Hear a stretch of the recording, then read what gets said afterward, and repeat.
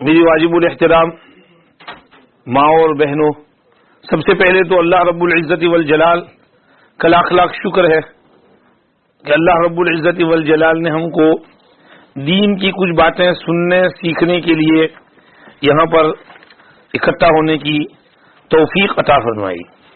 اللہ ہمارے یہاں بیٹھنا قبول فرمائے اور کوئی کام کی بات کہنے سننے کی توفیق عطا فرمائے جس میں ہم سب کا فائدہ ہو۔ میری معزز ماں اور بہنوں، اللہ رب العزت والجلال قرآن شریف میں سورہ بقرہ میں ہم کو ہدایت دیتے ہیں کہ اے ایمان والو، مدد حاصل کرو صبر اور نماز سے، کیونکہ بے شک اللہ صبر والوں کے ساتھ ہیں۔ آگے اللہ پاک نے فرمایا، کوئی اللہ کی راہ میں شہید کر دیا جائے تو اس کو مردہ نہ کہو بلکہ وہ زندہ ہے، لیکن تم کو پتہ نہیں چلتا، اور ہم تم کو آزمائیں گے کچھ خوف ڈر، کچھ بھوک، اور تمہارے پھل فروٹ اور مال میں کچھ کمی کے ساتھ، اور صبر کرنے والوں کو خوشخبری سنا دو، جو ایسے ہیں کہ جب انہیں کوئی مصیبت پہنچتی ہے تو وہ بولتے ہیں انا للہ و انا الیہ راجعون، بے شک ہم بھی اللہ کے لیے ہیں اور بے شک ہم نے اللہ ہی کی طرف لوٹنا ہے۔ ایسوں پر اللہ کی رحمتیں اور مہربانیاں اترتی ہیں اور یہی ہدایت یافتہ ہیں۔ اللہ پاک نے سورہ بقرہ کے اس ٹکڑے میں ہم کو بہت اہم ہدایت دی ہے، ہماری زندگی کے لیے انتہائی امپورٹنٹ رہنمائی ہے اس میں۔ سب سے پہلے تو اللہ نے کہا کہ دو چیزوں سے تم کو مدد ملے گی، ایک صبر، دوسرے نماز۔ نماز برابر پڑھو، تمہیں بہت قوت ملے گی، بہت طاقت ملے گی، بہت ہمت آئے گی، حوصلہ تمہارا بڑھے گا، اور صبر کو لازم پکڑو، اس سے بھی تم کو مدد ملے گی۔ دیکھیے بسا اوقات ہم کو مدد کی ضرورت ہوتی ہے، سہارا چاہیے، سپورٹ چاہیے، کوئی پریشانی آ جائے، بیماری آ جائے، تکلیف آ جائے، کوئی ہم کو دو بات اچھی کہہ دے، تسلی دے دے، کوئی اچھا حکیم ہو، ڈاکٹر ہو، ہم کو اچھی دوائی دے دے تو اس سے ہم کو بہت سہارا ملتا ہے، حتیٰ کہ اگر کوئی اچھا مشورہ دے دے تو اس سے بھی ہم کو بہت سہارا ملتا ہے۔ تو اللہ رب العزت والجلال فرماتے ہیں کہ تم کو سہارا چاہیے، سپورٹ چاہیے، مدد چاہیے، تو یہ دو چیزیں ہیں تمہارے سہارے کے لیے، سپورٹ کے لیے، صبر اور نماز۔ اب یہ جو صبر ہوتا ہے، ابن قدامہ الحنبلی رحمۃ اللہ علیہ فرماتے ہیں کہ یہ دو قسم کا ہے، ایک جسمانی صبر اور دوسرا نفسانی صبر۔ جسمانی صبر یہ ہے کہ جسم پر کوئی مشقت اور تکلیف آئے تو اس کو ہمت کے ساتھ برداشت کرنا، ہمت نہ ہارنا، ساری دنیا الٹ پلٹ ہو جائے لیکن ہم جو ہیں حوصلہ رکھیں، ہمت رکھیں اور اپنا حوصلہ بلند کریں تو وہ مصیبت ہلکی ہو جاتی ہے، اور اگر ہمارا حوصلہ پست ہو جائے تو وہ مصیبت دوبالا ہو جاتی ہے، پہلے سے زیادہ بڑھ جاتی ہے۔ جیسے کسی نے کہا کہ مصیبت ایک ہوتی ہے لیکن جب اس پر ہائے واویلا رونا پیٹنا کرتے ہیں تو وہ ڈبل ہو جاتی ہے۔ وہی اس طرح کہ مصیبت تو مصیبت، لیکن اس مصیبت پر جو اجر ثواب تھا وہ بھی ضائع ہو جاتا ہے، تو ڈبل مصیبت ہو گئی، اور یہ دوسری مصیبت پہلی مصیبت سے زیادہ بھاری ہے کہ ہم بے صبرے ہو گئے تو اس مصیبت پر جو ثواب آخرت میں ملنے والا تھا وہ ہم نے ضائع کر دیا۔ تو جسمانی مصیبت آئے، تکلیف آئے، بیماری آئے، پریشانی آئے، اس وقت ہم ایک مشکل وقت سے گزر رہے ہیں کہ وائرس کی وجہ سے لوگ پریشان ہیں، بہت سے بیچارے اس وائرس میں انتقال کر گئے، اللہ پاک ان کو غریق رحمت کرے، ان کے درجات بلند فرمائے، ان کے پیچھے ان کے تمام ریلیٹیوز کو اللہ صبر جمیل عطا فرمائے۔ بہت سے ابھی ہاسپٹل میں ہیں، اللہ ان کو جلدی سے وہاں سے چھٹکارا نصیب فرمائے، ڈاکٹروں کے شر سے بچائے، ادھر ادھر کے ویکسین اور غلط سلط دواؤں سے اللہ ان کی حفاظت فرمائے۔ اور کوئی گھر پر ہے، اس کو پتہ بھی نہیں ہے کہ اس کو یہ وائرس لگا ہوا ہے، اللہ اس کو بھی عافیت نصیب فرمائے۔ اور اس کے علاوہ اور جو بیماریاں ہیں جس میں تکلیف بہت شدید ہوتی ہے، اللہ پاک اس سے بھی ہماری حفاظت فرمائے۔ جو بیمار ہیں اللہ ان سب کو شفا عطا فرمائے۔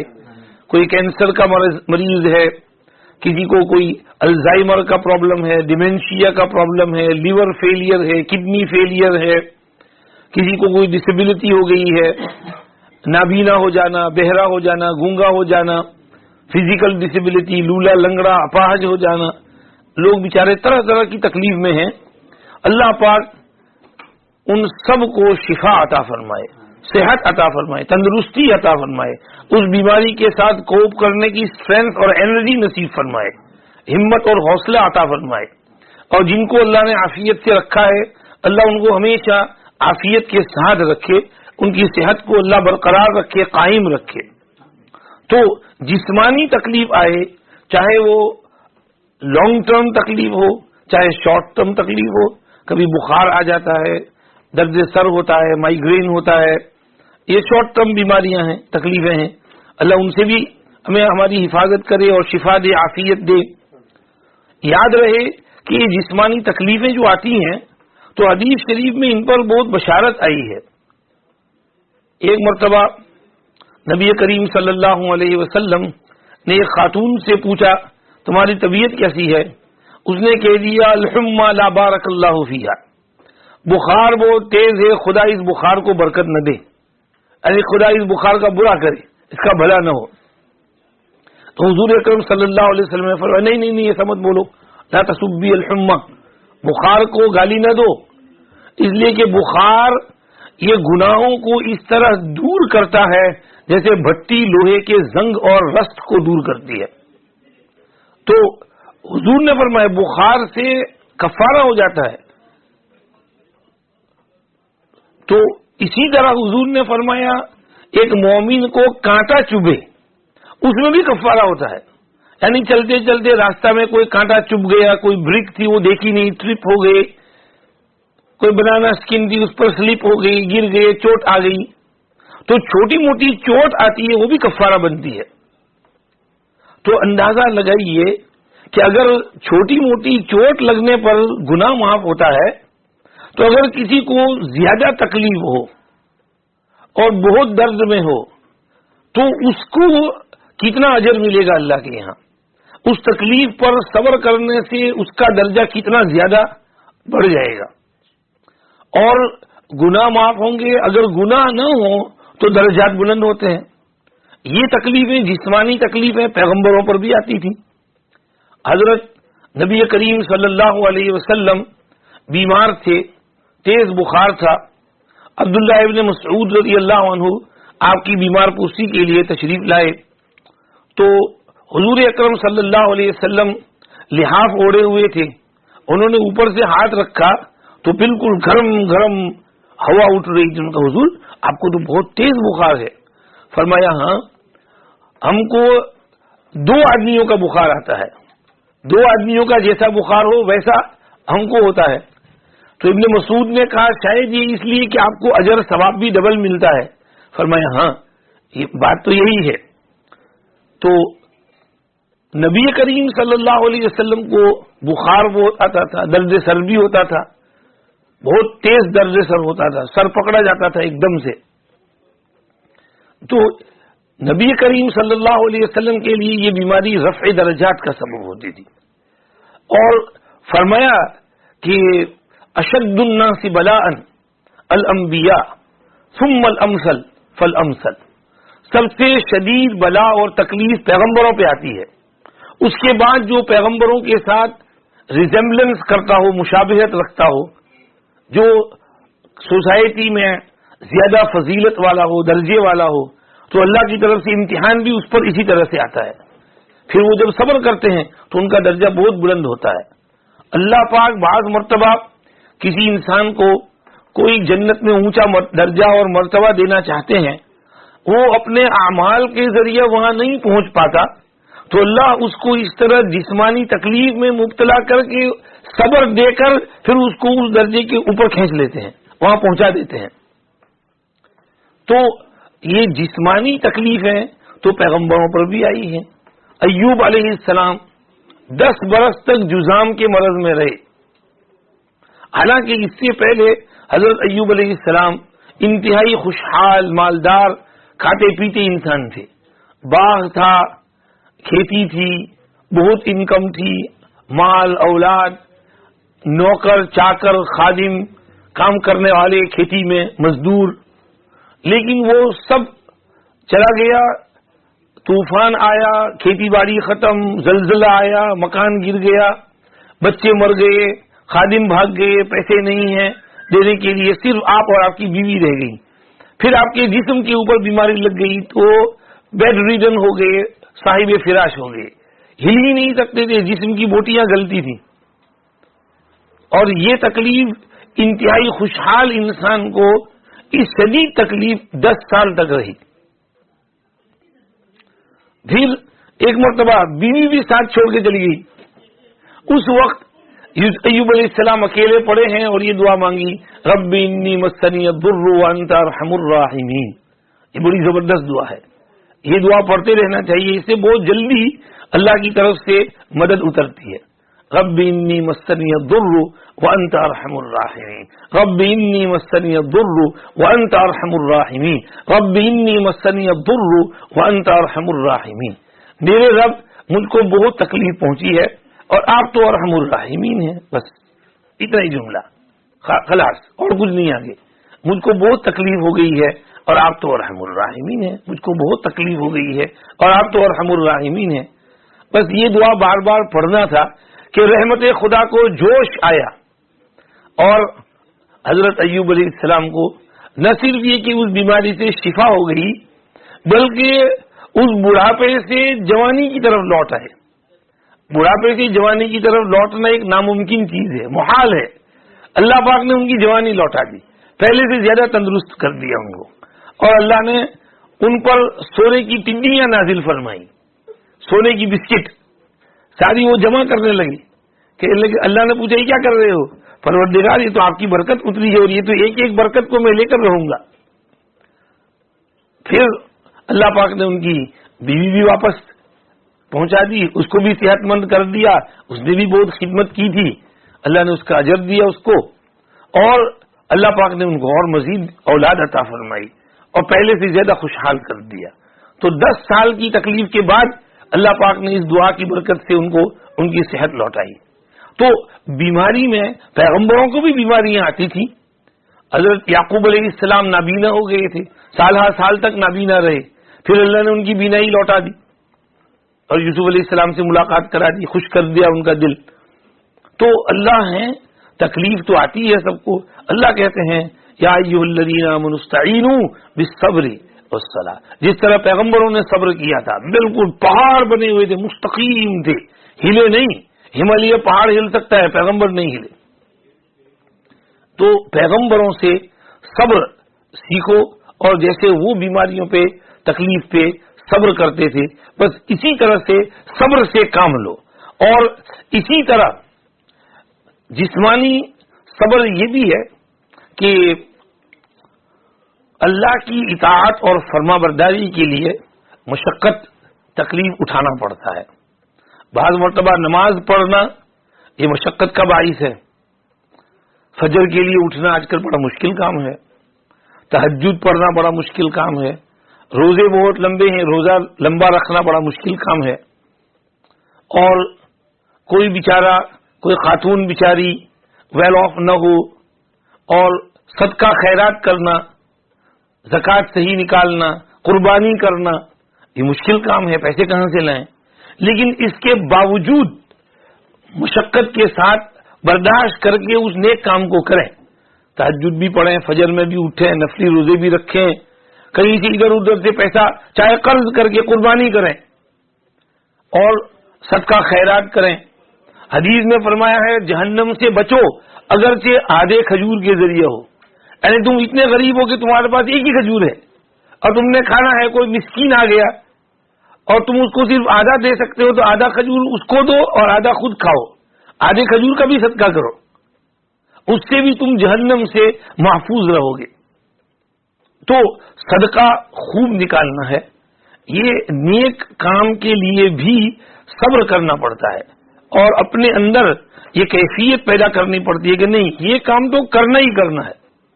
بھئی نماز پڑھنی ہی پڑھنی ہے, نماز نہیں چھوٹنی چاہیے, فجر قضا نہیں ہونی چاہیے.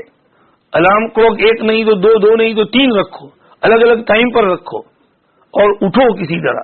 خود بھی پڑھو, اپنے بیوی بچوں سے پڑھاؤ. 7 سال کا بچہ ہو گیا ہو تو اس کو اٹھاؤ فجر کے لیے.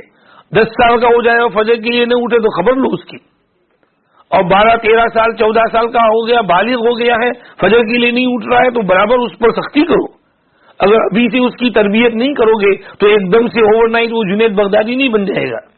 وہ تو بچپن سے ان کا خیال کرنا پڑے گا, ان کی تربیت کرنی پڑے گی.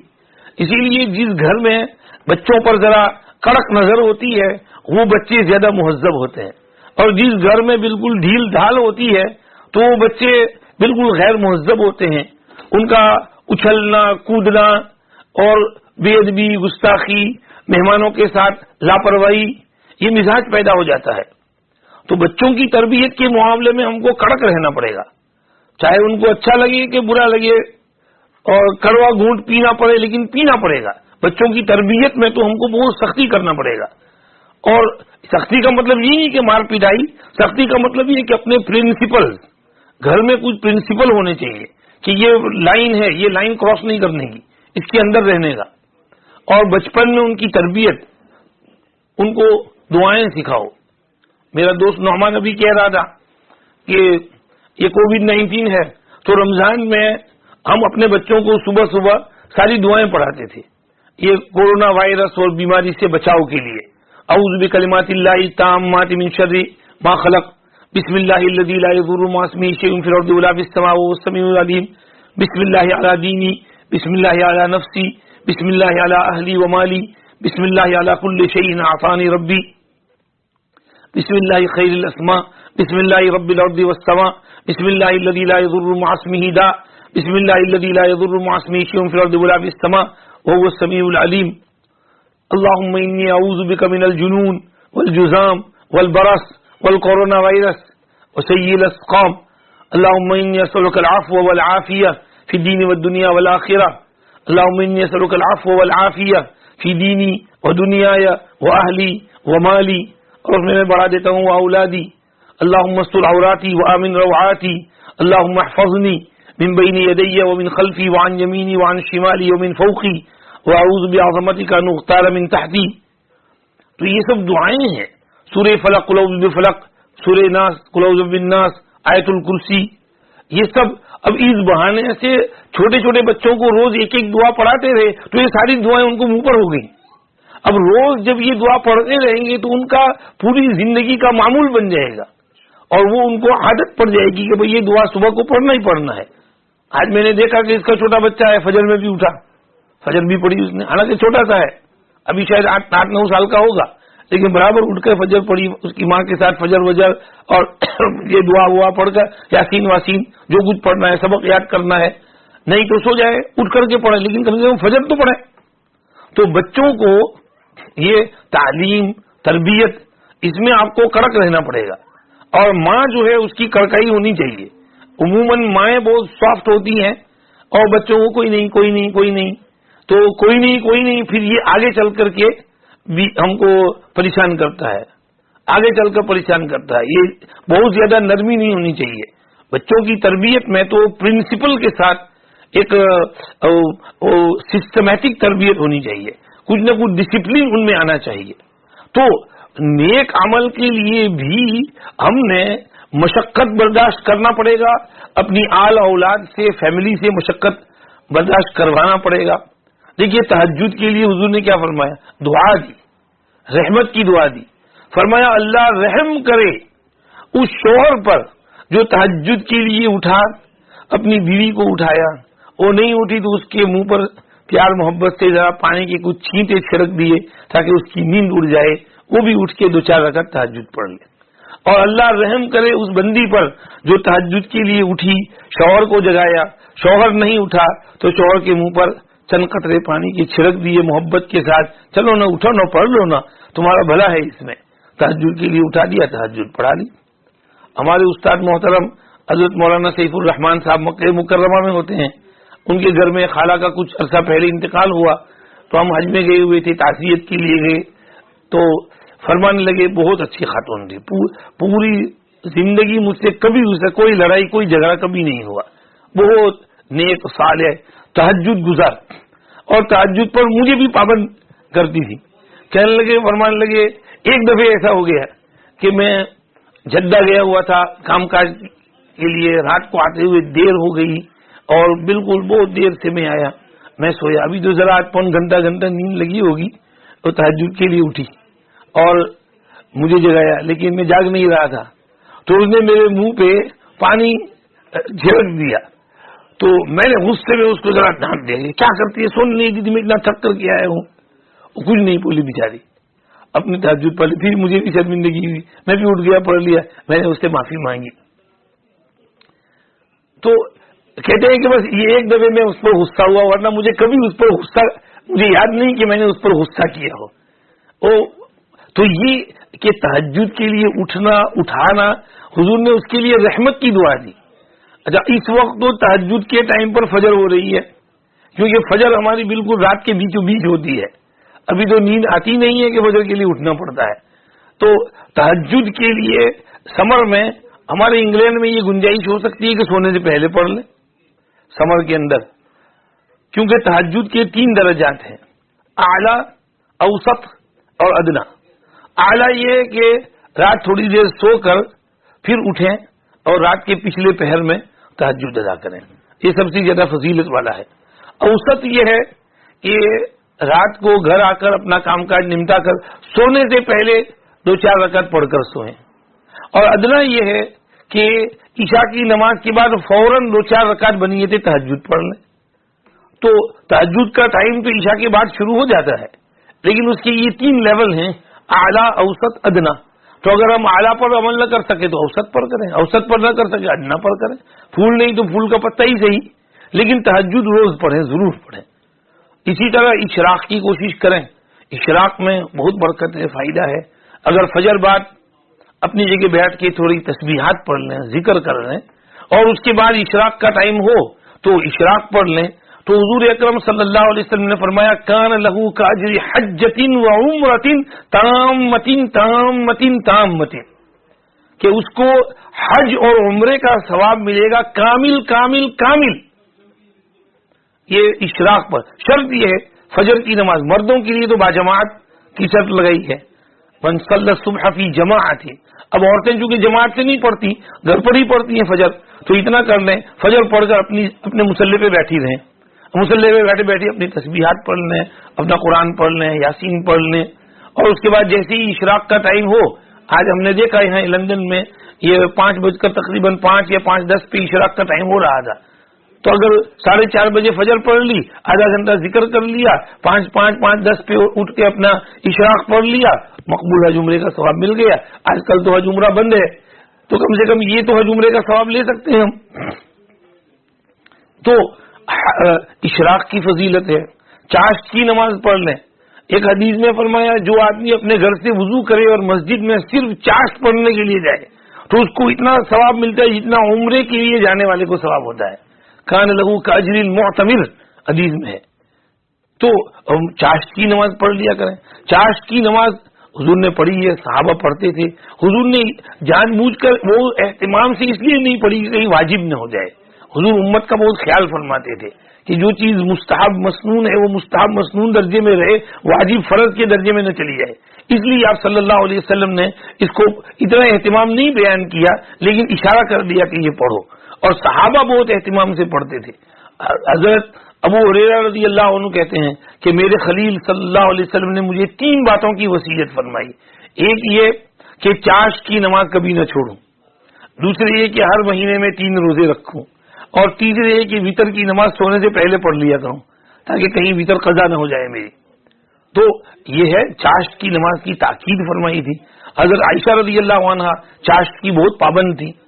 ایک مرتبہ ان کے بھانجے قاسم بن محمد بن ابو بکر صدیق بھتیجے یہ ان کو ملنے کے لیے آئے اپنی پھوپھی کے پاس، تو دیکھا وہ چاشت کی نماز پڑھ رہی تھی، تو وہ تھوڑی دیر کھڑے رہے، تو انہوں نے حضرت عائشہ رضی اللہ عنہا نے سورہ والطور شروع کر رکھی تھی، والطور وکتاب مسطور فی رق منشور والبیت المعمور والسقف المرفوع ان عذاب ربک لواقع ما له من دافع یوم تمور السماء مورا وتسیر الجبال سیرا فویل یومئذ للمکذبین الذین هم فی خوض یلعبون الی آخر الآیات۔ تو پڑھتی پڑھتی فاقبل بعضهم على بعض يتساءلون پر پہنچے تو حضرت عائشہ رضی اللہ عنہا ایک دم سے رونا شروع کر دیا، بہت آنسو ٹپ ٹپ ٹپ زور زور سے ان کے آنسو بہنے لگے۔ تو حضرت قاسم بن محمد یا عروہ بن زبیر تھے، وہ کہتے ہیں میں تھوڑی دیر وہاں کھڑا رہا، لیکن میں نے دیکھا کہ خالہ تو بس اس کو پڑھی جا رہی ہیں، روئی جا رہی ہیں۔ میں مارکیٹ جانا تھا، کچھ کام سودا خریدنا تھا، بازار گیا، اپنا وہ سودا خرید کر کے میں واپس آیا تو دیکھا حضرت عائشہ وہیں کھڑی ہیں، اسی آیت کو دہرا رہی ہیں اور رو رہی ہیں چاشت کی نماز میں۔ تو چاشت کی نماز بھی بڑی عجیب برکت والی ہے۔ مشائخ تصوف نے لکھا ہے کہ چاشت کی نماز سے رزق میں برکت ہوتی ہے۔ آج کل کووڈ-19 کی وجہ سے بعض گھروں میں اس کا پرابلم ہے۔ ہمارے بعض دوست ہیں بیچاروں کا جاب لاس ہو گیا، بعضوں کی تجارت میں بیچاروں کی ٹھپ پڑ گئی تجارت، بعض قرض میں ڈوب گئے۔ تو یہ چاشت کی نماز اگر اہتمام سے پڑھیں گے تو اس سے رزق میں برکت ہوگی۔ اور مستورات کے لیے تو چاشت کی نماز زیادہ آسان ہے، گھر میں ہی ہوتی ہیں۔ تو چاشت کا جو ٹائم ہے، دیکھیے اشراق اور چاشت میں بعض لوگ پوچھتے ہیں فرق کیا ہے، تو محدثین تو کہتے ہیں اشراق اور چاشت ایک ہی ہے، مگر صوفیاء کرام فرماتے ہیں حضرت علی کی ایک حدیث کی وجہ سے کہ دن کے اگر 4 حصے کیے جائیں، یہ طلوع سے لے کر کے صبح صادق سے لے کر غروب تک، تو اس کا پہلا کوارٹر جو ہے اس میں اشراق اور سیکنڈ کوارٹر میں چاشت، یعنی صبح سے لے کر تقریباً 9، 9:30، 10 بجے تک اشراق، اور پھر آگے 12:30، 1 بجے تک جو پڑھی جائے وہ چاشت۔ تو جو ادھر طلوع شمس کے قریب ہو اس کو اشراق کہتے ہیں، اور جو زوال کے قریب ہو اس کو چاشت کہتے ہیں۔ اور اشراق کی 2 رکعت بھی کافی ہیں، 4 پڑھ لو تو بہتر ہے، اور چاشت میں 4 رکعت بھی کافی ہیں، 8 پڑھ لو تو بہتر ہے۔ تو ہم یہ عرض کر رہے تھے کہ اشراق اور چاشت میں فرق یہ ہے کہ جو طلوع شمس کے قریب پڑھا جائے اس کو اشراق کہتے ہیں، جو زوال سے قریب پڑھا جائے اس کو چاشت کہتے ہیں۔ تو صلاۃ الضحیٰ کا اہتمام ہونا چاہیے۔ صوفیاء کرام اپنا تجربہ بیان کرتے ہیں کہ ہم نے چاشت کی نماز سے رزق میں بہت برکت دیکھی ہے، تو چاشت کا اہتمام کریں اور آگے اوابین پڑھ لیں۔ حضرت شیخ یونس صاحب سے کوئی بیعت ہوتا تو حضرت فرماتے 4 تسبیحات اور 4 نوافل کا اہتمام کرو۔ 4 تسبیحات کلمہ طیبہ، تیسرا کلمہ استغفار اور درود شریف، اور 4 نوافل تہجد، اشراق، چاشت اور اوابین۔ ان 4 نوافل کا بھی اہتمام ہونا چاہیے۔ اوابین کے بارے میں فرمایا مغرب بعد جو 6 رکعت پڑھ لی اور بیچ میں ادھر ادھر کی کوئی بےہودہ بات نہ کرے تو اس کو 12 برس کی عبادت کا ثواب ملتا ہے۔ اب اندازہ لگائیے، آپ روزانہ 12 سال کی عبادت کا ثواب لے سکتے ہیں، روزانہ ڈیلی۔ تو مغرب بعد 2 سنت تو پڑھتے ہی ہیں، تو 2 کر کے 6 رکعت اوابین ایکسٹرا پڑھ لیں، اور اگر جلدی ہے تو 2 سنت کے ساتھ 2 کر کے 4 نفل پڑھ لیں، تو یہ 6 ہو جائیں گی۔ انشاءاللہ اللہ پاک اوابین کا ثواب دے دیں گے۔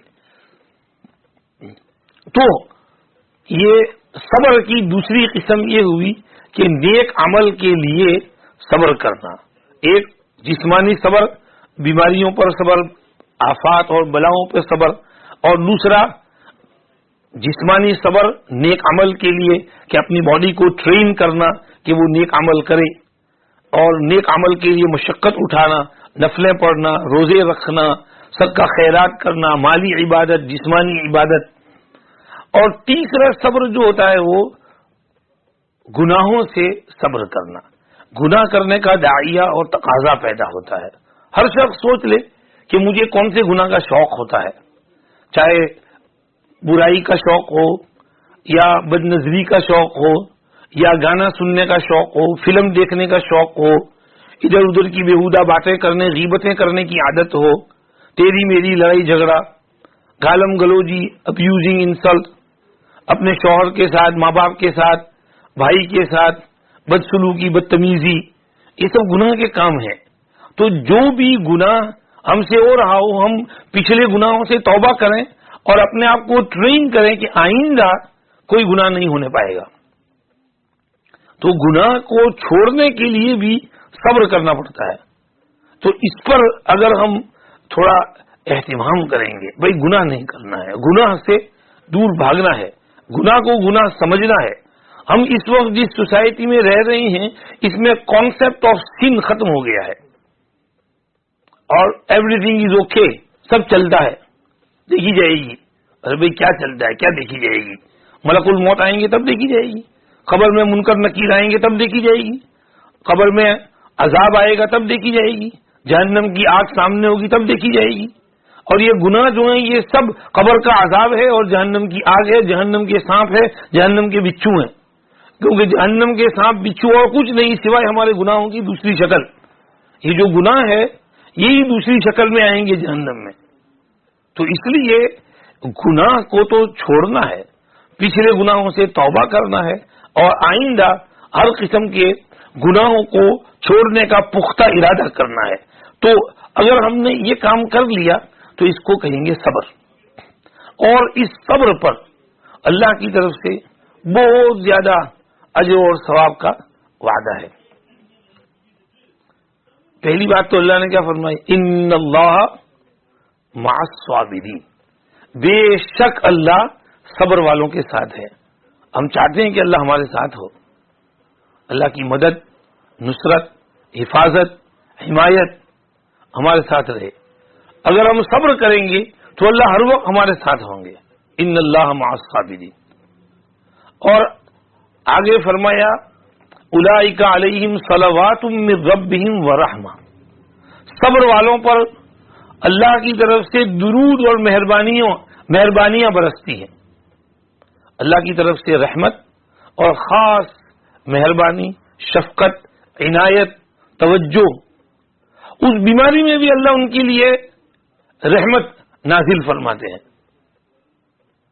हजरत शाह अब्दुल कादिर रायपुरी साहब रहमतुल्लाह अलैह आखिर उम्र में बहुत अमराज के शिकार थे, तकलीफ में थे, बिल्कुल साहिब फिराश हो गए थे, पेशाब की तकलीफ हो गई, पेशाब नहीं होता है। तो खादिम दो उठाते हैं आपको और कदमचे पर बिठा देते हैं, पर्दा खींच देते हैं। हजरत पेशाब की कोशिश करते हैं, पेशाब नहीं होता। थोड़ी देर के लिए बैठते हैं, फिर कहते हैं उठाओ भाई, तो वो लुंगी ढांक देते हैं, पर्दा खोलते हैं खादिम दो। हालांकि हजरत का बदन भारी था, पठान थे माशाअल्लाह, तो खादिम आपको उठाते हैं और लेकर के वापस बिस्तर पे रखते हैं। अभी तो बिस्तर पे रखा, फिर फरमाते हैं भाई पेशाब का तकाजा हो रहा, फिर ले जाते हैं, फिर बिठाते हैं, फिर वापस ला रहे हैं। अब जो है तो फिर पेशाब नहीं हो रहा, वापस ले आओ, ले आए। अभी तो रखा ही है, फिर तकाजा हुआ, अब बार बार ले जा रहे हैं, ला रहे हैं।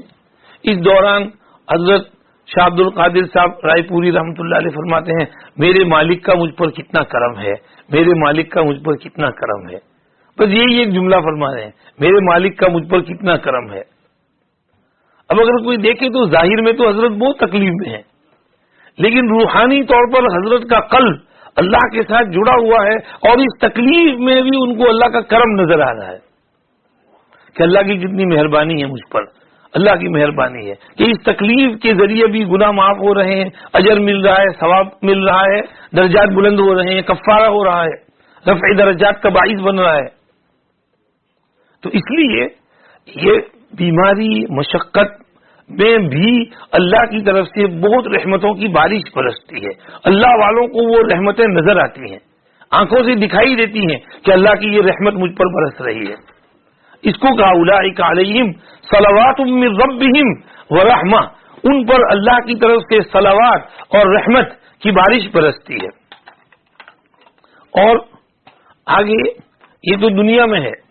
حضرت تھانوی نور اللہ مرقدہ نے لکھا ہے, ایک دفعہ حضرت تھانوی بیمار ہوئے پڑے تو کسی نے حضرت تھانوی نور اللہ مرقدہ کو تسلی یہ کچھ کلمات لکھے تو حضرت نے جواب میں فرمایا کہ بھئی بیماری میں بھی اللہ کی بہت سی نعمتیں ہیں. نمبر 1 گناہ معاف ہوتے ہیں, نمبر 2 درجات بلند ہوتے ہیں, اور نمبر 3 دل نرم ہو جاتا ہے, نمبر 4 توبہ کی توفیق ہوتی ہے, نمبر 5 دوست زیارت کرنے کے لیے آتے ہیں عیادت کے لیے تو خوشی ہوتی ہے دوستوں سے مل کر, نمبر 6 دوست جو ہے دعا کرتے ہیں ہمارے لیے, گھر والے دعا کرتے ہیں, بیوی بچے دعا کرتے ہیں تو دعائیں ہم کو ملتی ہیں. اگر بیماری نہ ہوتی تو یہ دعائیں نہ ملتی ہم کو.